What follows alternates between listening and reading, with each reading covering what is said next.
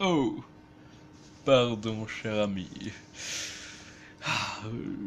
J'étais en train de me repaître d'une vieille connaissance. Oui, en effet, j'ai rencontré notre bon ami, le docteur Hannibal Lecter, et nous avons partagé un repas à l'espace d'un instant. Aujourd'hui, je vais vous présenter des films que j'ai vus récemment. J'essaye de faire les vidéos le plus rapide possible, mais entre s'occuper de ce monde-là et du monde des morts, cela demande beaucoup, beaucoup de patience.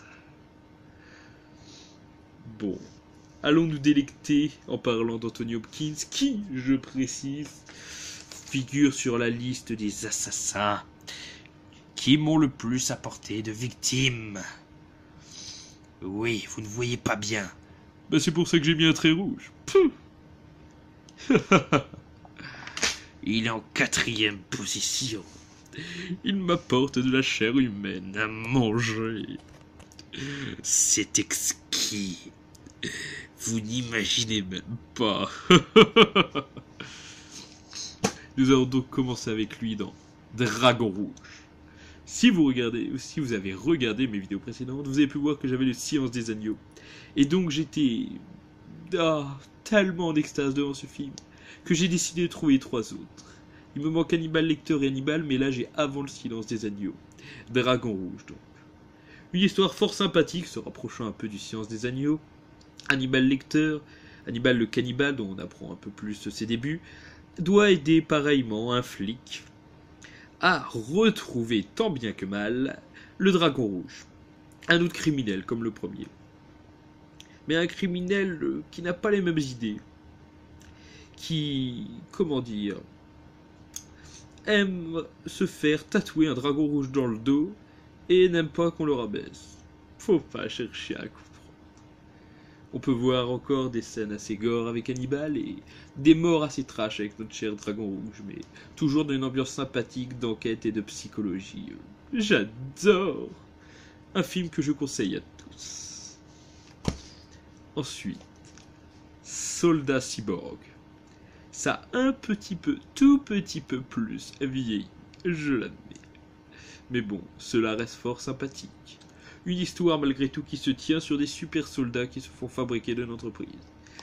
Bon, après les effets spéciaux merdiques, je l'admets, c'est un peu vieilli, mais c'est toujours bon à avoir dans sa collection. N'est-ce pas?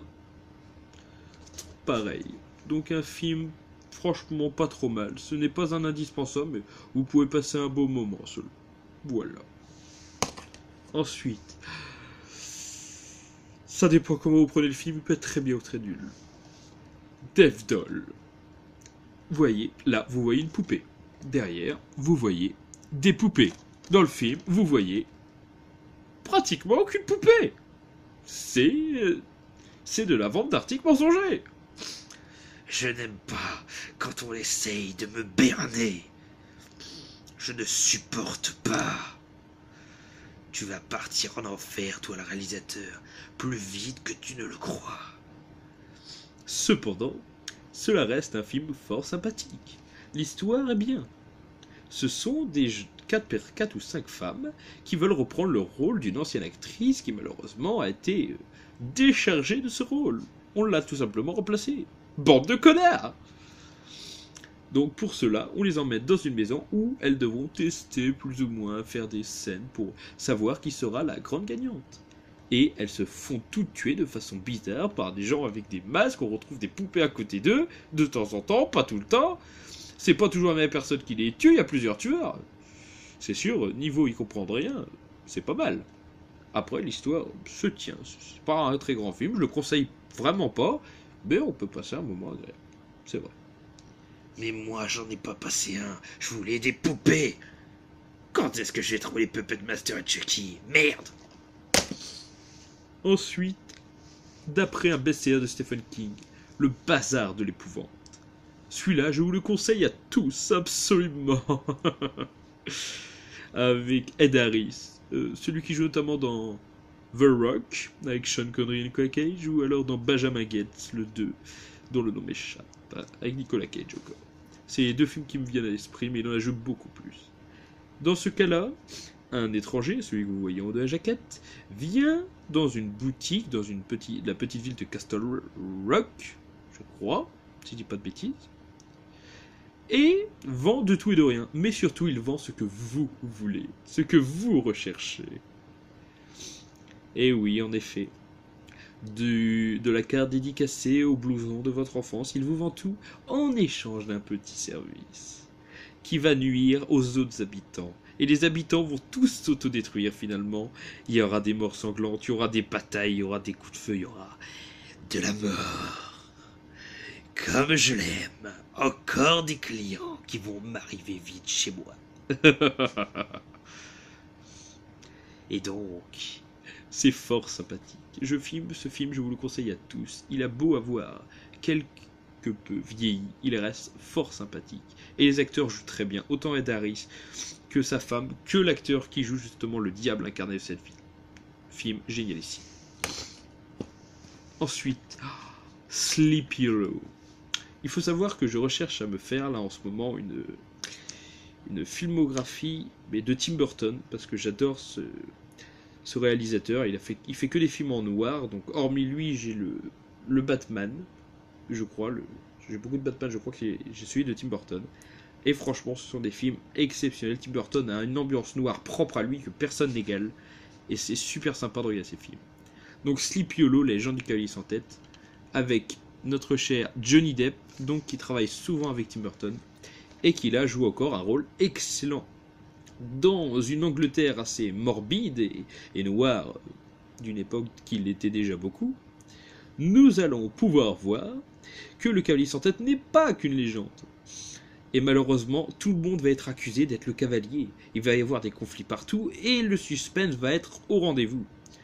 Même les effets spatiaux. Allez, vers l'infini et l'au-delà. Même les effets spéciaux, je voulais dire, sont fort sympathiques. Oh oui. Le cavalier qui décapite, j'adore ça. Sauf que après, faut que je recolle les morceaux. Fais chier.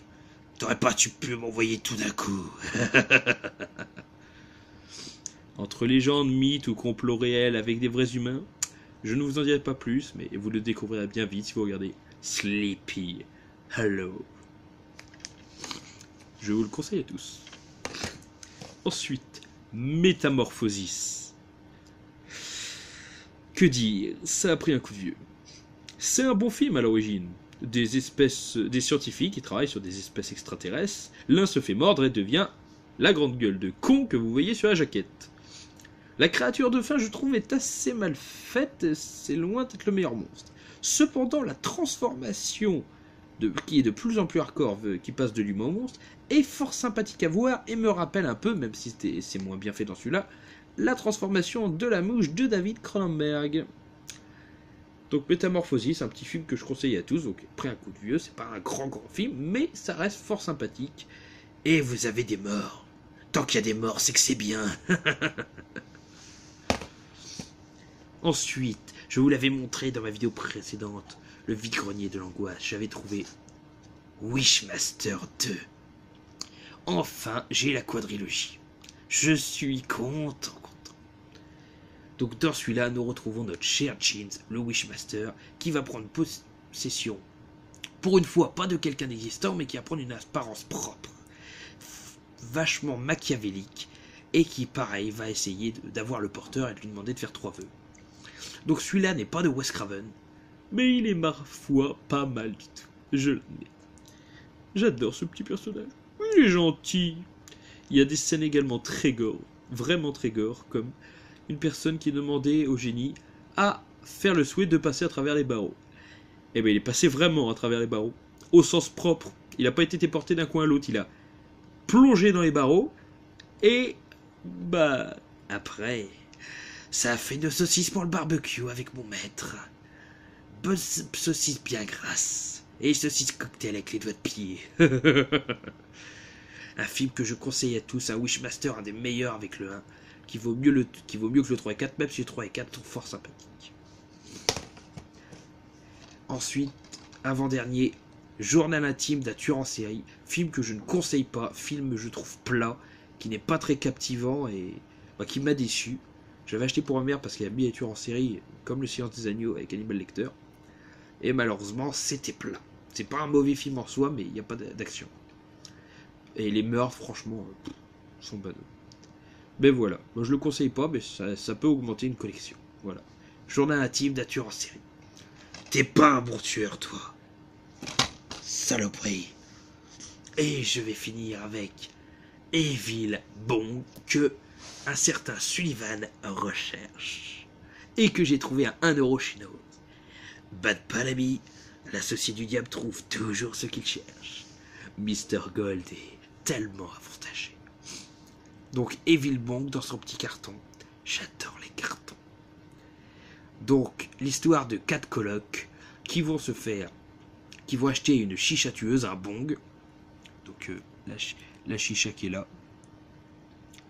Et qui vont se faire tuer de ce monde et arriver vivant, disons, dans un monde, dans la chicha, dans le bong. Un monde parallèle avec des meufs qui, avec des soutifs bizarres, vous bouffent les couilles, les mains et le reste. Logique. J'adore quand c'est pas logique. Vivement que j'aille dans ce monde. Quelques petits détails sont sympas. Déjà, les 4 colocs sont des gros... Comment je pourrais dire, sont des personnages beaucoup trop joués. Le neuneu, un télo, je veux dire, complètement coincé avec l'arrêt au milieu, on dirait un canard. Le camé complètement foncé jour en main. Wesh gros. Voilà, je vais devoir payer des droits d'auteur pour SLG. Et surtout, les 2 autres, le gros sportif bien baraque, les filles bien connes, et le gérant le chef du groupe, qui en a rien à foutre de la vie et que c'est un gros genre foutiste. Cependant, le film se rattrape quand même avec une histoire assez originale, faut bien admettre, et fort sympathique. Des acteurs comme l'intello qui jouent pas trop mal leur rôle. Et dans les univers, au fur et à mesure que les gens arrivent, des petits personnages qui viennent s'incruster appartenant aux autres œuvres de Charles Band. On retrouvera la petite statuette de Oga Booga, le bonhomme par des pièces du Gingerbread Man, et je crois que j'ai repéré le vieux qui joue dans Dollman, si je ne dis pas de bêtises. Enfin voilà, film fort sympathique que je conseille à tous à voir, et moi qui suis fan de Charles Band, je suis au paradis et je les recherche tous. Voilà, Tanguy, je viendrai te piquer hideuse créature, la maison du docteur Moreau et Blood Doll. Tu es prévenu. L'associé du diable viendra te rendre visite. J'aurai ton âme. C'est tout pour aujourd'hui. N'hésitez pas à laisser un commentaire et un pouce levé si possible. Et n'hésitez pas à vous abonner à la chaîne de l'associé du diable, Mr. Gold, moi-même. Car si vous regardez mes vidéos et que vous ne vous abonnez pas, ne laissez pas un pouce et ne laissez même pas un commentaire, je viendrai vous dévorer moi-même le foie avec des faillots et un bon chienlit.